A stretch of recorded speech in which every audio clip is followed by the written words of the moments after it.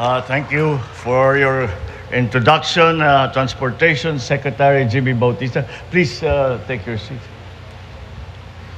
The excellencies of the Diplomatic Corps, our National Security Advisor, Secretary Clarita Carlos, our Special Assistant to the President, Secretary Antonio Lagdameo Jr., of course, Commandant Admiral Artemio Abu of the Philippine Coast Guard, members of the Senate and of the House of Representatives here present, officials, enlisted personnel, and, of course, the awardees for the 2022 Philippine Coast Guard celebration of its founding, my fellow workers in government, distinguished guests, ladies and gentlemen, good morning. I am glad and honored to be in the presence of the brave men and women of the Philippine Coast Guard as we mark another year in its long and storied history. For 121 years, you have bravely performed maritime search and rescue operations, enforced maritime law, ensure maritime safety, maritime security, marine environmental protection, amongst others. It makes us very proud to see how far the Philippine Coast Guard has come as this country's oldest and only humanitarian armed service since the inception of the Philippine Coast Guard in 1901. I congratulate each and every one of you for this impressive record. The success speaks well of your loyalty, your perseverance, and also your triumphs in carrying out your mandates as you continuously evolve into a more reliable, relevant agency over the years in the future. Throughout your century-old narrative, you have never failed to heed the call of your fellow Filipinos, always in their time of need.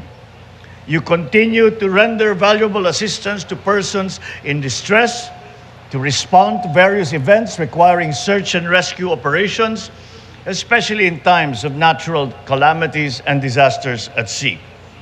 You likewise take a proactive stance in preventing and mitigating the risks associated with maritime incidents and weather disturbances, and to improve their operational efficiency as vital aids to navigation. You conduct maintenance to our lighthouses to make sure that our fisherfolk and our ships are safely guided in their journey. The PCG is likewise crucial to the government's law enforcement initiatives by ensuring and maintaining peace and order at sea. And the Philippine Coast Guard in the recent past has taken on many new duties. Critical of that is now you are the front line in the defense of our maritime territory, in defense of our economic zones, in defense of our baselines. Although this may not have been originally part of the mission of the Philippine Coast Guard, you have nonetheless been performing that mission with honor, with skill, with dedication. And we and the rest of the government counts on you to continue that good work. Furthermore, when the pandemic came to the Philippines and we were in need of skilled workers to help in, again, another duty or another mission that was not originally the mission of the Philippine Coast Guard, yet the Philippine Coast Guard rose to the challenge and to this day are continuing that duty to help alleviate the problems brought about by COVID-19. And in your duty and in your service, you have saved many, many lives. Once again, thank you for that service.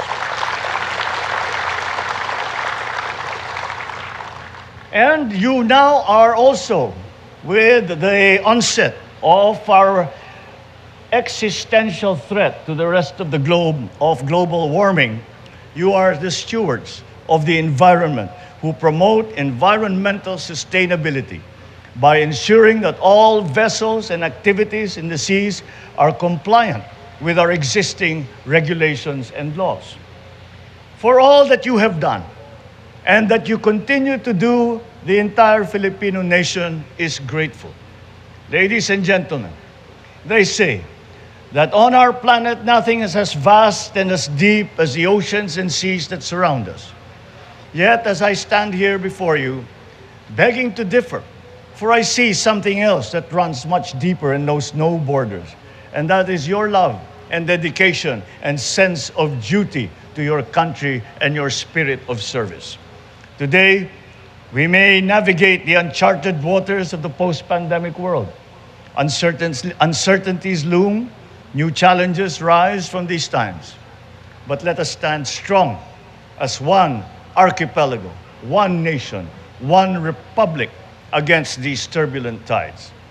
As you fulfill your duty, know very well that you will never sail as a lone body in these unsettling waters. The entire force of the Filipino people will fuel your voyages, aiding you in your mission as you brave our seas and make a difference in the lives of the people that you serve.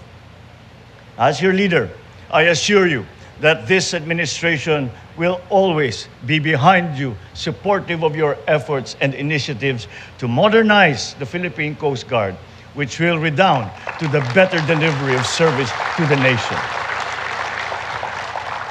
I urge you to continue your dedication and persistence in your duties and responsibilities and move full throttle towards the realization of your vision to be a world-class guardian of the sea, committed to save lives, assure safer maritime transportation, ensure cleaner seas, and secure maritime jurisdiction.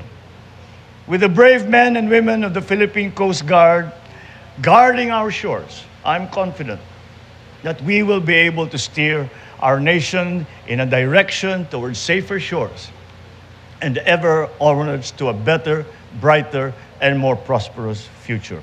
Maraming salamat po sa inyong lahat. Mabuhay ang Philippine Coast Guard. Magandang umaga po sa inyong lahat.